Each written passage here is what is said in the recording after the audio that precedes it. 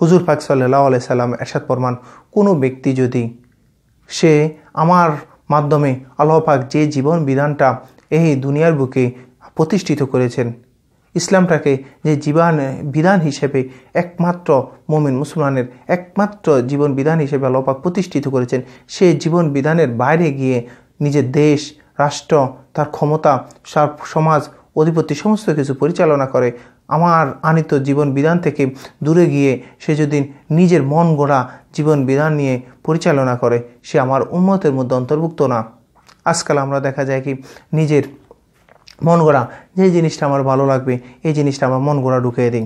যে জিনিসটা আল্লাহ রাসূল বলছে কিন্তু আমার কাছে এটা যদি করতে গিয়ে যাই আমার নিজের ক্ষতি হয়ে যাবে, এই জন্য আমি এই জিনিসটা মানি না। ততটুকু ইসলামটা মানি যতটুকু আমার সুবিধার মধ্যে আসবে, আমার ভালোর মধ্যে আসবে। যে জিনিসটা আমরা ইসলামের ক্ষেত্রে গিয়ে আমরা যদি আমার ক্ষতি হয়ে যাইতে পারে, আমার হয়তো সাময়িক হয়তো বিপদ আসতে পারে, এই ধরনের ক্ষেত্রে আমরা কী করি না, ইসলামটাকে দূরে সরিয়ে আমরা নিজের মন গড়া একটা বিধান চালু করে দিই। মনে রাখবেন, আপনি সমাজ চালাচ্ছেন, আপনি দেশ চালাচ্ছেন, আপনি রাষ্ট্র পরিচালনা করতেছেন, আপনি যে মনে করতেছেন এই জীবনটাই, এই স্ট্রাকচারটাই সবচেয়ে সুন্দর সংস্কার হবে, এই স্ট্রাকচারটাই দেশ সমাজ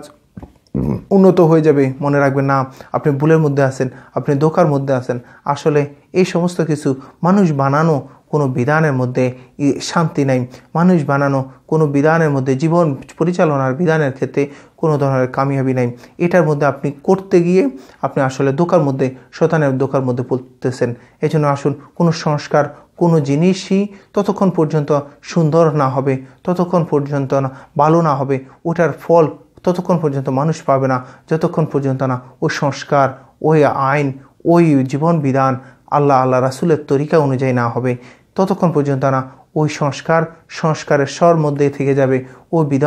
বিধানের বর মধ্যেই থেকে যাবে। কোনো জিনিসই কোনো কাজে আসবে না, মানুষ উপকৃত হবে না, কোনো মাকলুকই উপকৃত হবে না। আল্লাহ পাক যেন আমাদের সবাইকে সঠিক বুঝার তৌফিক দান করে, আমাদেরকে যেন কোরআন হাদিসের আলোকে নিজের জীবন, নিজের সমাজের জীবন, ফ্যামিলির জীবন, রাষ্ট্রীয় জীবন পরিচালনা করার সে তৌফিক দান করে। নাইলে আমরা রাসূল সাল্লাল্লাহু আলাইহি সাল্লামের উম্মত থেকে নিজের